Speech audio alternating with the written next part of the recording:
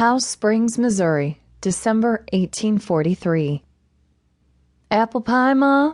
Strands of Naomi's red hair brushed against Ma's arm as she peeked around her shoulder.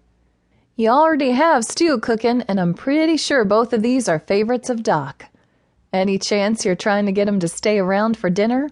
Ma patted Naomi's hand as she reached for some crumbs that dropped on the table. Mind your own business and help me get these pies into the oven. Naomi chuckled and grabbed a pie. She followed Ma to the oven, opened it, and put the pie in, then moved aside for Ma to slide her 2 pies in as well. Just seems like an awful lot of pie.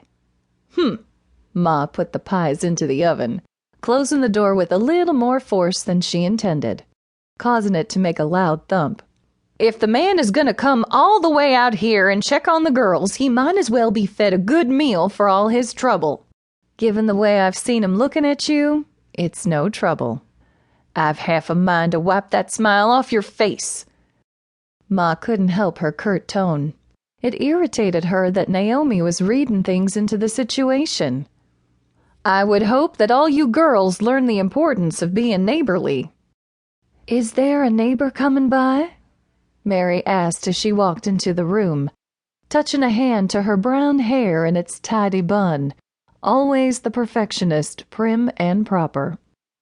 Ma hid the smile that threatened to come, content to let her daughter-in-law remain bewildered.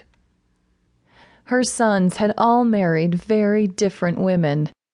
Mary never let anyone see the less than perfect side of her, even after she lost the child she was carrying 2 months earlier. If she was feeling any pain, she continued to keep her feelings to herself. Naomi, on the other hand, seemed to be outspoken enough for the both of them.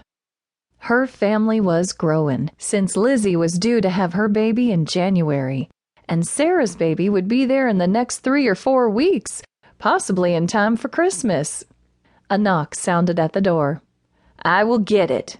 Ma frowned at her daughters-in-law. The last thing I need is the 2 of you getting all schoolgirly on me and carrying on like you were delirious with a fever. Mary's eyes widened and her mouth dropped. Granted, the poor woman had no idea what Ma was referencing, but Ma had no intention of giving Naomi a chance to spread idle gossip either. Otherwise, Mary was sure to join in with the banter. When Ma opened the door, Doc tipped his hat. Good afternoon, Ma. I'm here to check on Sarah. How's she doing today? She's fine, Ma said. Think she is getting a mite bit nervous about the baby coming. Ma stepped aside. Won't you come in? He did as instructed. Putting his medical bag on the table, he took off his coat and hat and hung them on the coat rack.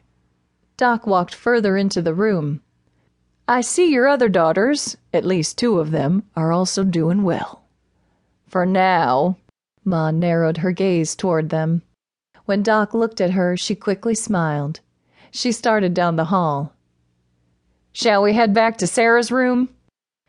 Chuckling, Doc followed her. I take it your daughters-in-law are trying your patience. Something like that. Ma stopped outside Sarah's door and knocked. She waited for a response before entering. Sarah was sitting in a wooden rocker, crocheting a blanket for the baby. Hopefully she would have it finished in time. Ma didn't have the ability to help Sarah because she didn't know how to crochet. Although Naomi had tried to teach her when she helped Sarah and the other girls learn. It had been enough for her to learn to use the sewing machine that the boys had bought for her birthday a couple of years ago. Her fingers weren't accustomed to doing dainty stuff with fancy needles and looping yarn. Doc's here to see how you and the baby are doing. Ma moved aside for him to enter Sarah and Jessie's room. I'm going to see what has taken Lizzie so long. She went out to get a blanket she left in the wagon. Ma turned to address Doc. Marshall and Lizzie are going to be staying here for a bit, seeing how there's been a lot of flooding with all the rain we've been having. He nodded. I haven't been able to get out to the Jenkins in a week, hoping he didn't die of pneumonia.